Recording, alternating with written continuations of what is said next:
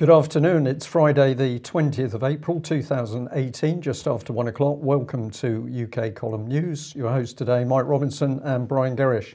We're delighted to also be joined by live video Skype link by Robert Green and David Scott, and they'll be talking to us in a moment from the Royal Mile in Edinburgh. But my goodness, Mike, just incredible things unfolding, and of course Skripal, Syria, absolutely key to what's going on. Absolutely. So Maria Zakharova, the Russian Foreign Ministry spokeswoman, was giving her briefing yesterday, and some people will say we're acting as mouthpieces for the Russians, but in fact, since the mainstream media in this country offers no coverage whatsoever, I think it's only fair that she gets some, because some of what she said was pretty spectacular. So first of all, she was talking about the Skripal situation, and particularly the OPCW meeting that happened. She said an emergency meeting of the OPCW Executive Council was held at Britain's request in The Hague on the 18th.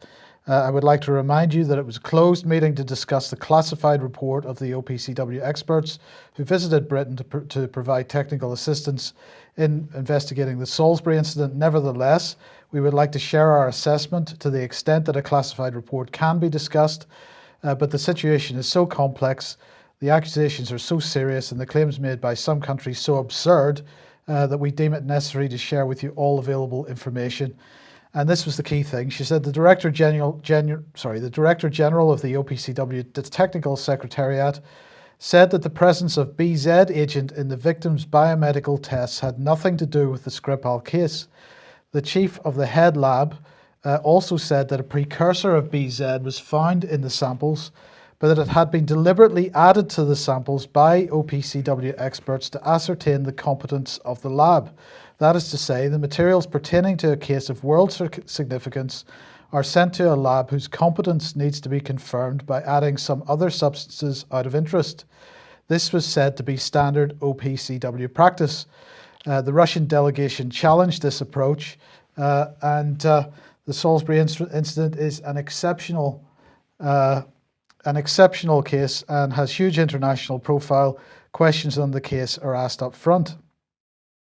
Now, I was pretty staggered by this statement, Brian, because for anybody of the OPCW's stature to be tampering with evidence seems pretty unusual. So I wrote to the OPCW and I asked them, I explained what she had said in her briefing, and I asked them, could they confirm, please, whether or not this type of competency test is standard OPCW practice.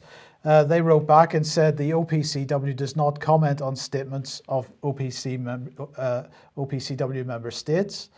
And so I wrote back and asked again, well, I wasn't really asking for a comment on the actual statement. I was asking, is it OPCW standard practice to add a substance or a chemical marker of some kind to samples sent to an OPCW accredited laboratory in order to test the competency of the laboratory?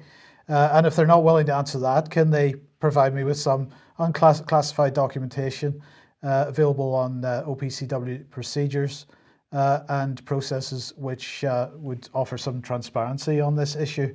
They wrote back and said, well, have a look at this page. What is an OPCW designated laboratory? And that page led me to some documentation which suggests that if a laboratory is asking to become a delegated laboratory, that they would perform some tests and so on. And if they met certain standards, for example, if they identified all the chemicals, then they would get a score of an A. If they identified all chemicals except one, they would get a score of a B. If they identified more than half the chemicals, they'd get a score of a C, and so on down the list. And basically, they have to apply to be tested in this way 3 times within a 12-month period. And so what's absolutely not clear here, Brian, is whether or not what was happening here, what the Russians are talking about, is that the laboratory that they happened to be speaking to was one of the laboratories that was going through one of these tests, and this was running in parallel with the research that was being done by the other laboratories. Yeah. That's not clear. What is clear is that Zakharova has a point that has to be answered. And the other thing that's clear is that the OPCW is probably one of the most opaque organizations that I've ever come across. Yeah. And it's impossible to get a straight answer out of them, and it's impossible to get clear documentation from them. It is amazing, Mike. Just to perhaps recap for people who might have joined us for the first time, the significance is that this particular chemical, BZ, is itself a chemical weapons agent, although it's designed to, disabilitate people. It's not designed to kill. And its effects are remarkably similar to the effects that the Skripal family showed. So the significance is we now have an agent which we're supposed to believe was introduced as a test agent. That agent causes exactly the symptoms that the Skripals exhibited, and in particular is an agent not designed to kill but to disabilitate somebody. So why was it there? What was really going on? We don't know. And you're saying that when we ask OPCW, we don't get a clear answer. We get a wall of silence. In fact, the other thing that she said, which I thought was very important, was that the report says, this is the OPCW report, says that Julius Skripal's blood test revealed a toxic chemical in an unchanged form, strange as it may seem. And this is 2 weeks after the poisoning.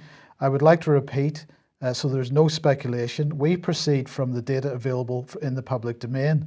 If we speak about Julius Skripal's blood test, we have no confirmation that it is her blood test, that it is Julius Skripal. I repeat, we only use the data that's in the public domain. Let me note that even a lay person knows that any substance that gets into the human body becomes immediately exposed to biochemical processes that lead to their decomposition. Why did this not happen in this particular case? It's a mystery. Yeah. So the Russians' point here is that they are just increasingly coming up with more questions about this situation. And these are reasonable questions. Absolutely reasonable questions. As if the fact these are questions which are sort of biased political questions. These are factual, reasonable questions. So that was in the first half of Zakharova's presentation. Around the 1 hour 10 minutes mark, she moved on to this. She said, let's talk about state orders for mass killings. Let's talk about Great Britain's history as one of the worst colonialist powers of all time. British diplomats seem not to be aware of their own history, and it's high time from this very podium to fill that cognitive vacuum. And so she then proceeded for an hour to go through the history of the British Empire. She began looking at India. She said American historian Will Durant wrote in 1930 that Britain's deliberate torture of India for 150 years can be considered the most horrible crime in world history. She talked about other historians talking about what was going on in India. She mentioned Churchill's statement, "I hate Indians. They're beastly people with a beastly religion." She then went on to talk about Africa. 13 million people were taken from the continent as slaves. But it's known that 3 to 4 times as many Africans were killed, with the total victims numbering 50 to 52 million people. She reminded people of John Locke, who developed the Constitution of the slave-owning Confederate States of America. She talked about the British setting up concentration camps in the Anglo-Boer War. She talked about Ceylon, which is now Sri Lanka. She talked about the white helmets. She said they find terrorists, call them white helmets, and use them for provocations to save the population. Many years have passed, but nothing has changed. She mentioned Australia, that the British killed 90 to 95% of the indigenous population during that period. She went back to Africa in the 1870s, genocide against the Zulus, against the Kikuyu people in Kenya. She talked about the Opium Wars. She talked about London calling itself the representative of humanitarian causes, but reminding people of what's been going on in the Middle East.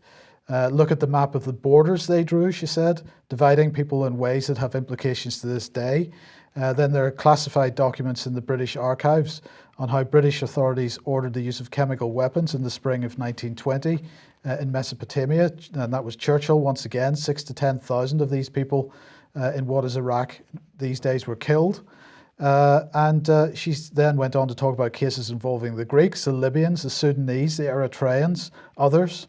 all about genocide. She talked about the admissions by a senior MI6 controller, that's Baroness Daphne Park, that she organised the assassination of the first elected Prime Minister of the Congo in 1961. She talked about the 1953 coup against Iran. She talked about the strange deaths of Russian and British scientists on UK soil between 2001 and 2014. She talked about David Kelly, and she pointed to the fact that they use black propaganda. She said a favourite tactic of the British authorities, of which Russia is currently a target, is painting targets using black propaganda. It's not surprising that some people know this. What is a surprise? Is that some people do not. Brian, I don't even know where to begin. No, well, obviously, what the lady is saying, there is a lot of truth in what she's saying and some reflection as to what has been done in the name of this nation requires some reflection of all of us. And I think the point we need to say to our audience is she's using the term British. I think we can say with confidence now that we've got a deep state operating in this country which has never operated for the actual people living in this country. So who is doing this, I think, is something that's coming to the surface ever more clearly. Is it the ordinary British citizen? No, it's not. Let me bring David onto the programme at this point. Have you got any thoughts on this, David? Well, this is standard issue attack on the British Empire, and it's one of those things that is trotted out, and it's a mixture of lies and truths and half truths. I would say that the British record in India actually stands up amazingly well to examination in terms of getting to a point where it was ruled not of the people, but for the people, and that the subsequent way it's been painted is largely to do with the internal politics of the Indian state. But if you then look at, say, the involvement in regime change in Persia and Iran, and in Iraq and many other cases in the more recent history, it's pretty awful, and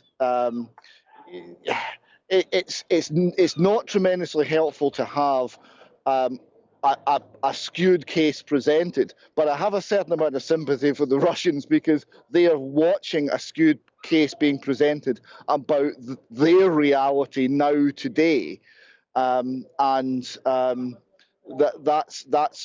a danger today and a threat to peace today, and it's understandable that they would want to retaliate, even though a good bit of what that attack was saying, I'm very wary of, in part because this has been used as a way of making people in Britain ashamed of being British, of removing our identity, and that's an attack on us as a people.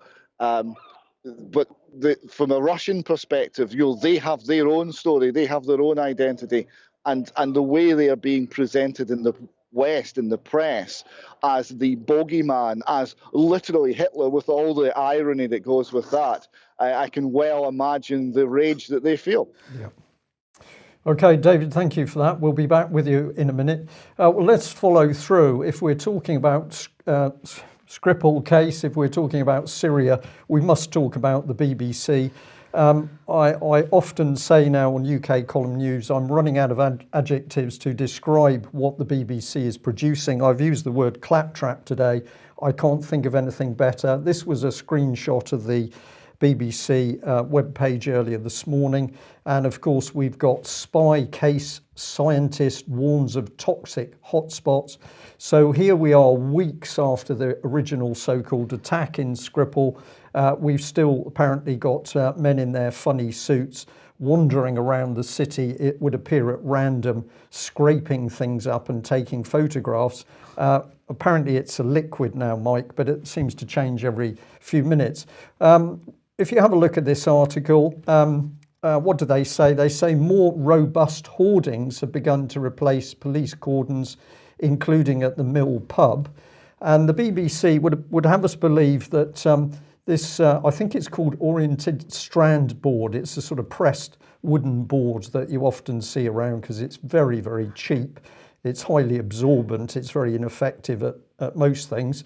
The BBC would have us believe that a pure military-grade chemical nerve agent site has now been made safe, Mike, because they put up a few sheets of OSB board. Excellent. Right, this is just incredible. Now, I've circled part of that article, top left on your screen, because of course there is no journalist. So nobody's declared as the journalist for this really atrocious article. Let's remind ourselves that back on the 10th of March, Amber Rudd was sending out a letter saying that there was decontamination going on then. What's the date today? It's the 20th of April. And we're going to start decontamination, apparently. Yes. So I'm not sure what's been going on in the meantime. We said at the time, what decontamination, Miss Rudd? This is not decontamination, it's a puppet show. And we call this fantasy politics. We had men in supposedly protective suits. We know the police suits were insufficient for the job, and the police themselves said so. We had people in protective suits intermingling with people with no protection, and we were to believe that all this was for a military-grade nerve agent. This new board that they've put up, were they dressed like that when they did it? Mike, I really can't comment on that, not because, well, I don't know on that particular question, but there is so much information, as we'll see, showing that what the British government says has happened and is going on is complete nonsense. If we come back to this, in this article, the BBC redefines Novichok as non-lethal, and I think this is very significant. So this is a subsection in the article. It says Novichok means newcomer. Novichok's existence was revealed by a particular chemist in the 1990s. Novichok agents are liquids, although thought to exist in solid form. Do you remember when they kept saying it was powdered? Yes. It was powdered, and then it's suddenly become liquid. Some of the agents are also said to be binary weapons. And then this bit at the bottom is what caught my eye.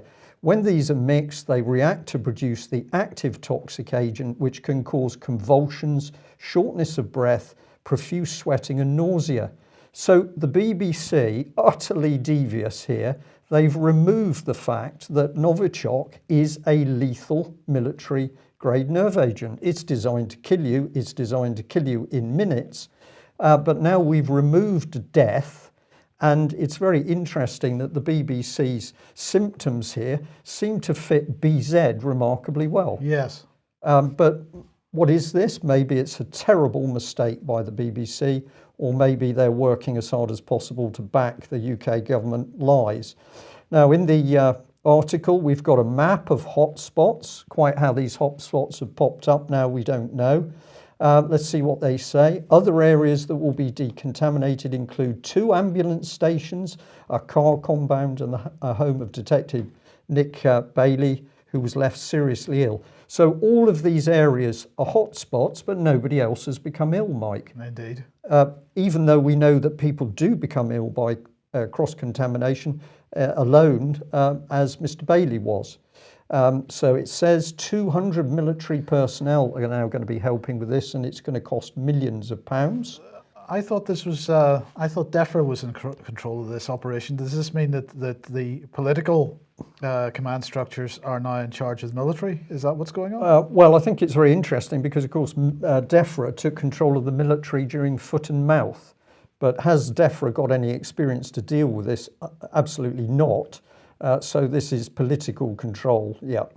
Mr. Skripal's home, where the highest concentrations of military-grade Novichok was found, will be the last to be decontaminated. Now, this is remarkable for me because my time in the military and the time that I had experience in this sort of exercise, albeit ships at sea, you decontaminated the hottest spots first. Because that's the place where you're more likely to spread it out again. Absolutely. So not in this case. They're going to leave it last because they can drag this story out for months, So we'll put some questions in there, but have a look at this. The BBC BBC says the nerve agent does not evaporate or disappear over time. So why aren't people dropping dead across Salisbury? Good question. We don't know. And intense cleaning with caustic chemicals is required to get rid of it. I shall read that again. The BBC says that intense cleaning with caustic chemicals is required to get rid of it. Military grade pure Novichok. Right. Well, we'll put that on screen, and let's bring in Public Health England. Here's the Chief Medical Officer. She said some weeks ago, the risk to the public from the nerve agent is low. There could be a risk from prolonged long-term exposure to the skin. Wash your clothes in a washing machine with a regular detergent. I wasn't aware that regular detergent was caustic. No, but originally this was the advice given. So at a time when supposedly a nerve agent was spread around Salisbury, people were being told to wash their clothes with a regular detergent, but now we're led to believe by the BBC we need caustic chemicals to get rid of it. Okay. This cannot be true. So why is there a difference here? There's confusion over Novichok. Why? Because the story itself is a lie, Mike. Yeah. This can only be the reason. And if that isn't bad enough, if you have a look at the Public Health England website, and I spoke to their team this morning, what do they say? They say use a washing machine or use a baby wipe to get rid of this material. Use baby wipes. And when I pointed out to the gentleman who answered my call, this was complete nonsense, he went very silent and said, talk to DEFRA. So I called DEFRA, but nobody was answering their press team phones. Right. So we'll end on that note of DEFRA, because this is Ian Boyd, the guru who's now in charge. And if you look at his track record, at one stage he was bullying scientists into effectively following the political line. He said the scientific community needs to be avoiding suggesting that policies are either right or wrong, and being willing to make the voice of science heard by engaging with the mechanisms already available through science advisory committees, by working with embedded advisors such as myself, and being the voice of reason rather than dissent in the public arena. So what he was saying is that if you are a government scientist, you better toe the line or work with himself. So this would appear to be just the man to run this amazing decontamination of pure military grade Novichok using baby wipes. Yes. Now, David, let's bring you back in. And we've got an article here from the Herald, new airbase vital for defence of the UK. And we've got the sodbuster there himself, Gavin Williamson, breaking the ground, it seems. Well, it's good to see Gavin Williamson actually putting his back into some work and wielding a spade. But it's very interesting that this is vital defence. It's vital to our national defence that we have aircraft which can, maritime aircraft which can detect incoming threats at a substantial distance, especially underwater threats. Now, if that's the case, why exactly did we pull the wings off perfectly serviceable Nimrods and denude the country of that vital defence for, what, a decade? Absolutely. Like that, yeah. Well, yeah. Why did we do it? The question, well, I'll answer the question, David. We did it because the British military needed to be reduced to a defence force in order to facilitate EU military unification, and that is going on apace. But I take your point. It is the only rational answer, right? There is no sense to the decisions that have been made on defence. Let alone the backdrop of this ludicrous sabre rattling against the Russians. There's no logic to it unless it's serving the EU military unification agenda. This is the only explanation that's been put forward that has any logical basis whatsoever. Well, I'm going to drop one more alongside the EU. It's taken Russia today to really ram it home. Let's put up this picture. UK PM's husband, Capital Group, his largest shareholder in BAE, shares soar since Syrian airstrikes. So I put a little caption in there that Theresa May had said to her husband, let's bomb Syria, darling, and then I can have my new kitchen. Yes. So this is in your face. And to reinforce your point, David, have a look at this. This is a big article from yesterday in Plymouth Evening Herald, get a grip on defence spending. Staffing. Staffing. But in the article itself, by staffing, they're talking about military personnel, and the National Audit is reporting in great detail serious shortages of military personnel, engineers, intelligence, logistic, pilots, communications, medical. This is all the evidence that UK Column has been talking about for months, years in fact. We have said that submarine service has been virtually unable to operate. The surface fleet greatly reduced in its ability to operate, and major manning problems, particularly in engineering and weapons engineering. Well, it's coming home because it's now coming into the press. Look at what the Ministry of Defence said when this evidence is presented. A MOD spokesman said the military has enough personnel to meet all its operational requirements. In the past year, we have recruited over 13,000 people into the armed forces. Of course, those 13,000 people will be totally inexperienced, untrained individuals. The MOD is simply lying here, and I'm using the word lying. They know that what they're saying is a lie over the perilous state of Britain's armed forces. At the same time, of course, the government would have us believe that the Russians are on the verge of invading, but this is the perilous state of the armed forces. Now, as we've mentioned, if we talk about any time we talk about Syria, or anybody that is talking about Syria, is currently coming under massive attack from the mainstream media. Vanessa Bailey, Patrick Henningsen, and so on, amongst others, Piers Robinson, Tim Hayward. It's Peter Hitchens this time round.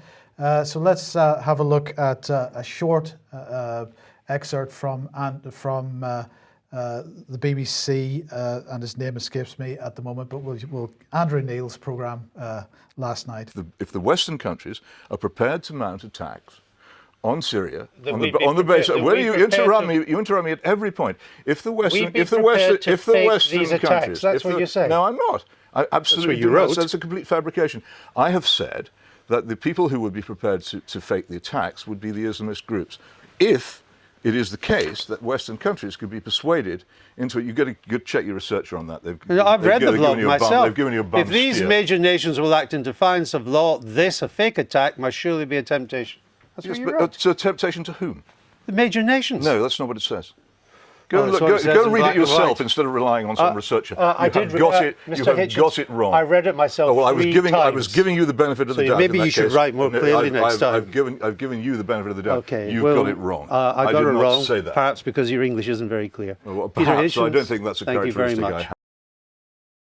Incredible, Brian. Yeah, almost speechless watching it. The ignorance and the arrogance of that man questioning Peter Hitchens is really unbelievable, although we've seen the same arrogance with the BBC this morning.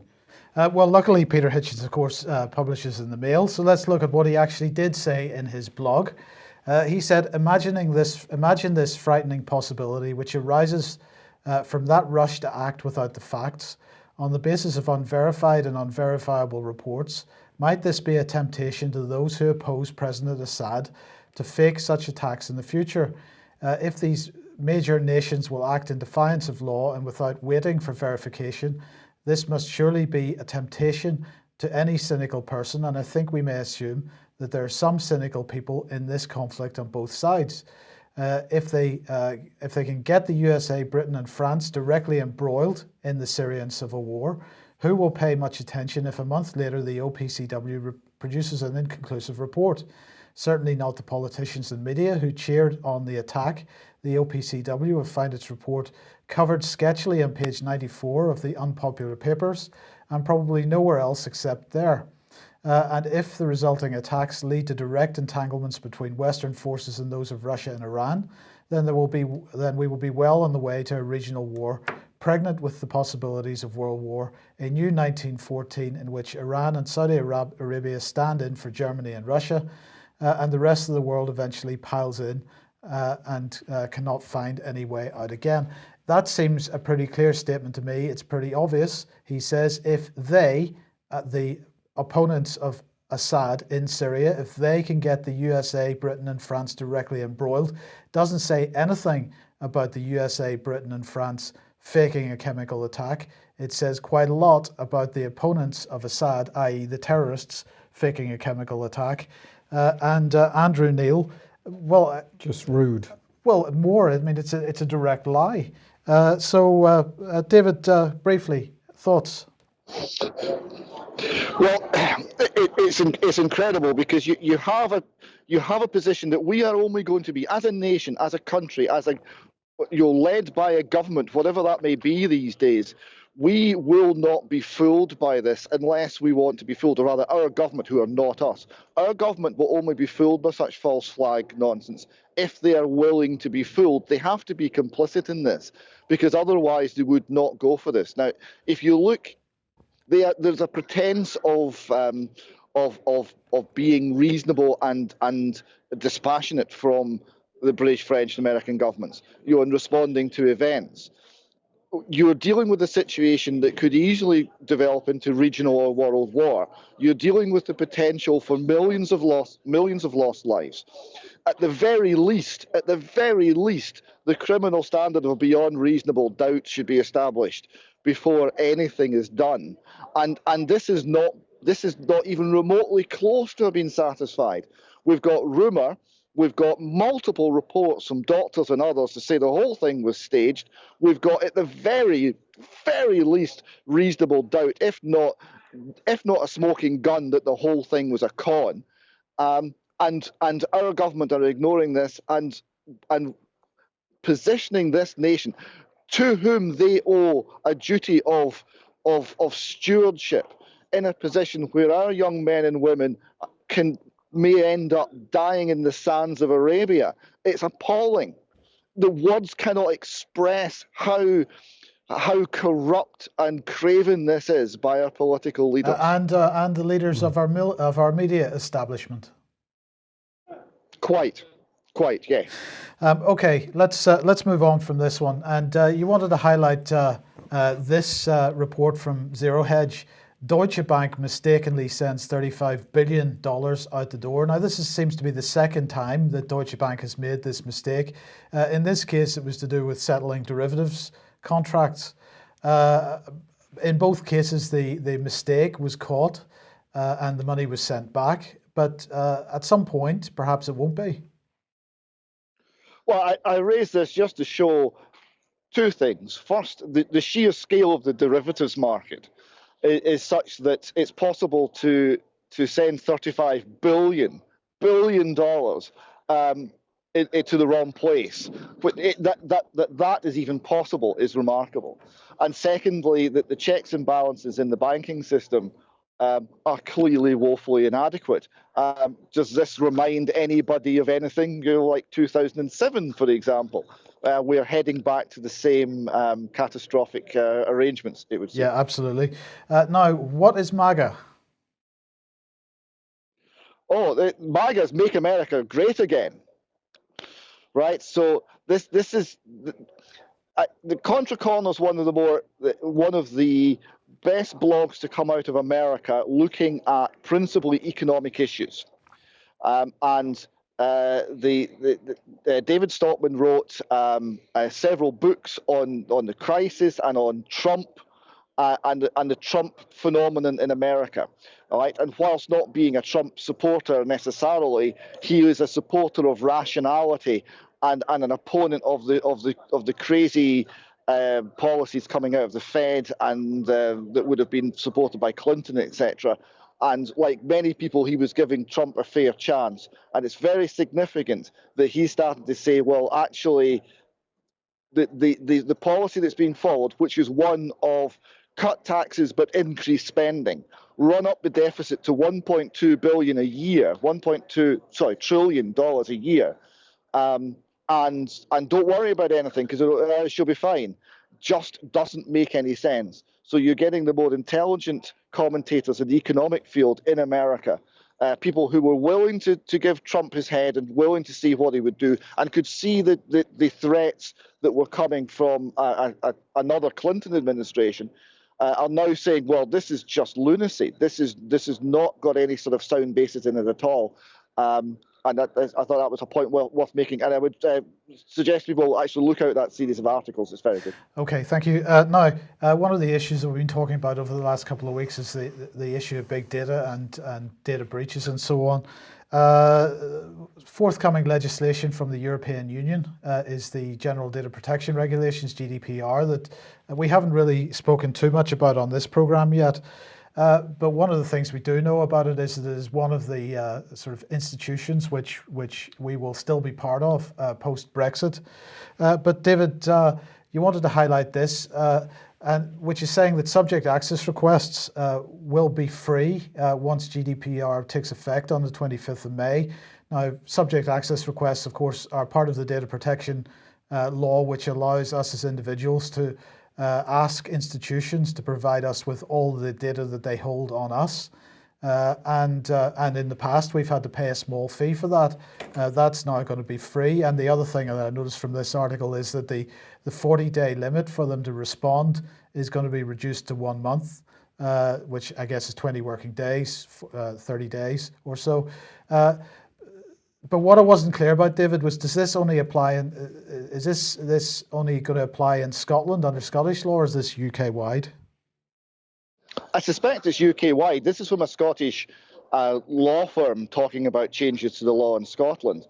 But I would expect it would be UK-wide because the Basic Act, I think, is been coming in across the UK, and many things to do with data protection tend to be harmonised in any case for obvious reasons. So it was only a £10 fee, but that was every 3 months if you were really keeping an eye on an organisation, and that's per organisation. And for lots of people who are existing in these very difficult times financially, that £10, that series of £10 a month was a consideration. And this frees up people to inquire as to what exactly the local authorities and other government agencies are holding on them.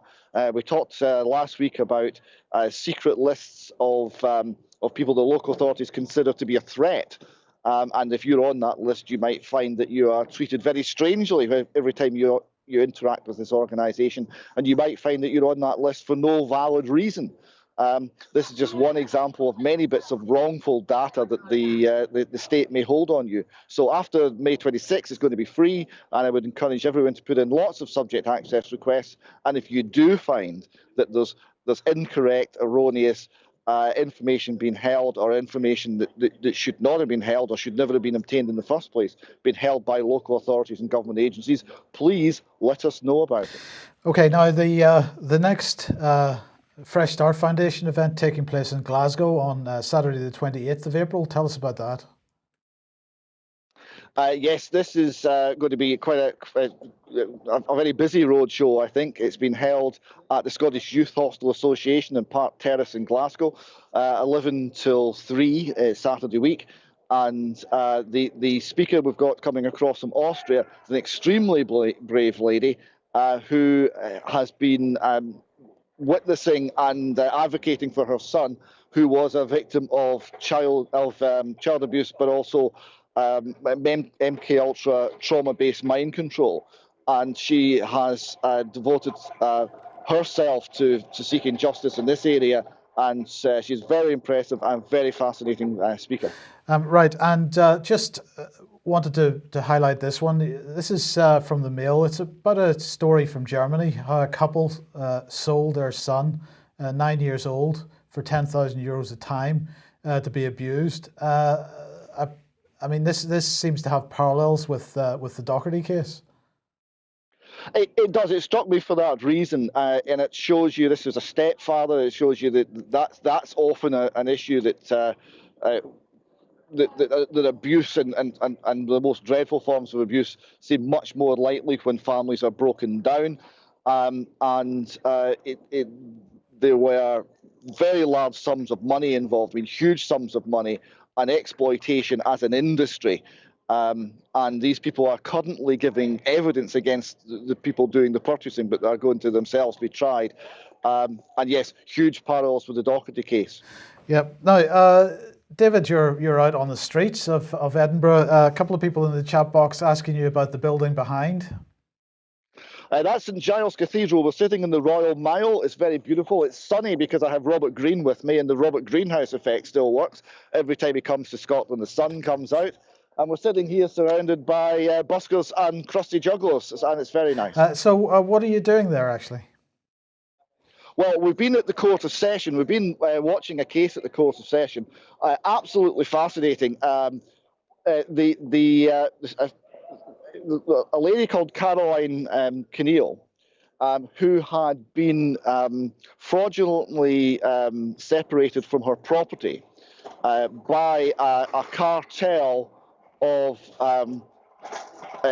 involving Scottish lawyers. Brodie's is the firm on the opposite side of this case.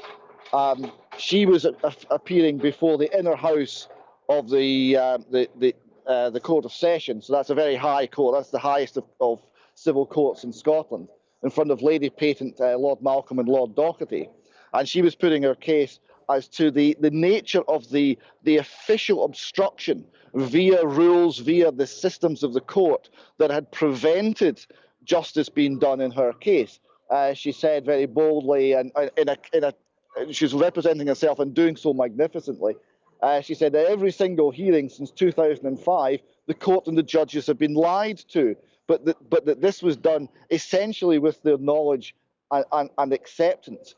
And she got Lady Patent to state that so defective were the court procedures in this case that Lady Patent called on the politicians in Scotland to engage in root and branch reform of the Scottish justice system. So that was quite stunning.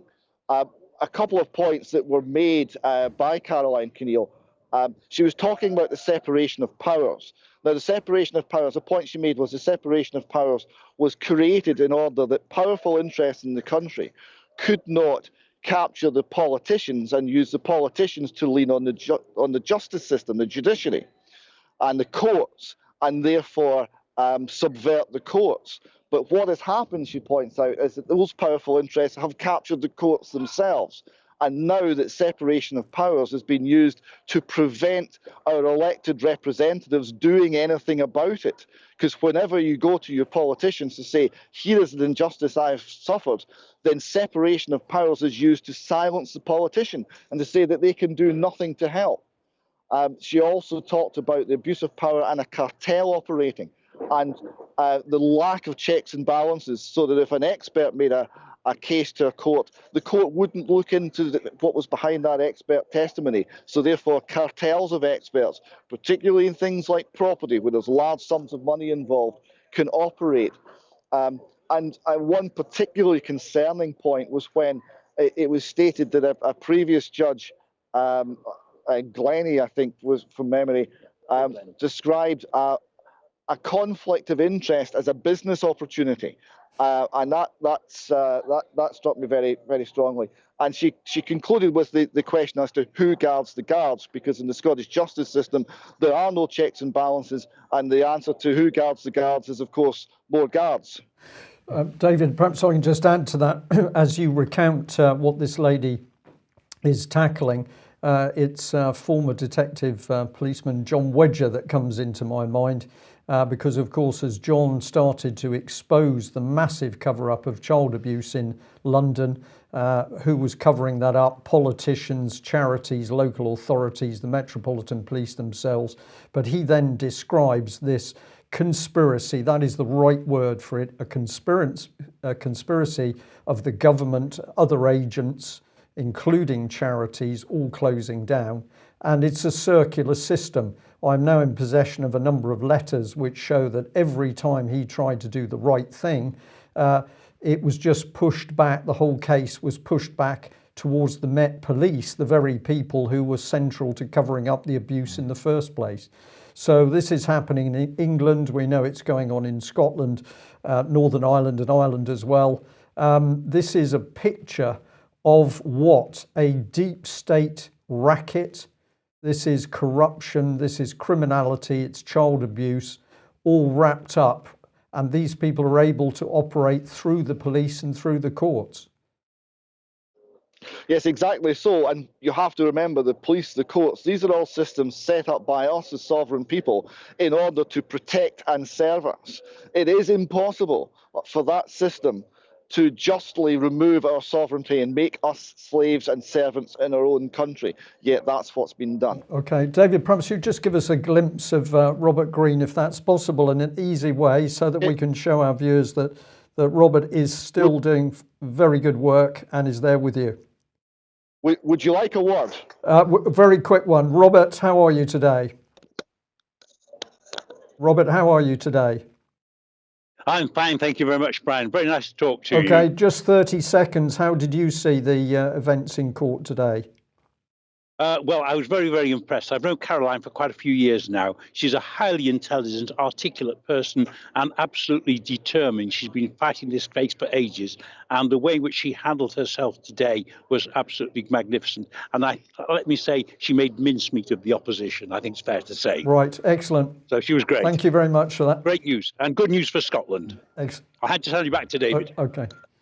All right, thank you very much for that. Well, we're just going to end with the BBC. I have to bring this in because it is so utterly incredible. Yesterday, we reported that we'd asked the BBC in an email if they could give us the name or names of the BBC journalists or subcontract journalists who had written the BBC trending article,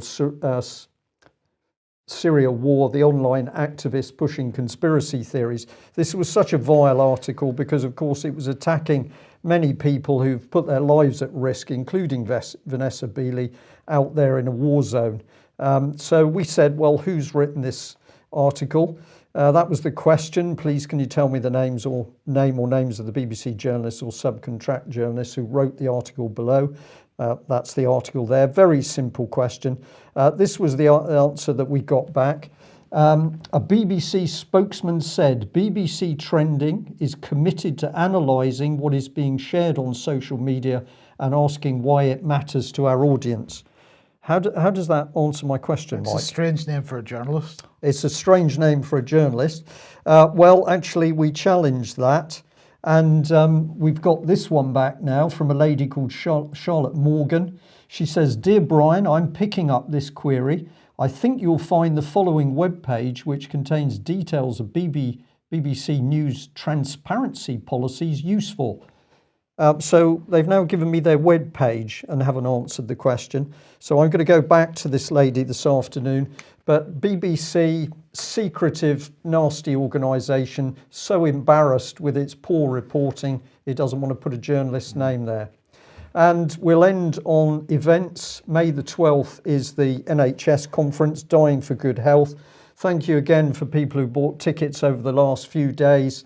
We'd love to fill the hole. This is such an important conference. As you watch the media at the moment, you'll see report after report going for the NHS. This will be taking the lid off what's really happening. And we'll also remind people that Friday the 4th of May is AV9 Horwood House Hotel with Ian Crane. Now all the rooms are gone, but you can still get tickets to attend. That's it. I'll just say as a final thank you to all those overseas viewers, USA, Ireland, Germany, France, Spain, Cyprus, Greece, South Africa, New Zealand, Australia. There's now too many to mention you all, but thank you for taking the time to tune into UK Column, and thank you for watching the picture unfold in UK. We say if we can solve the problem here, particularly with the City of London, we can help matters across the world. Thanks very much for joining us. We'll be back same time on Monday. Bye-bye.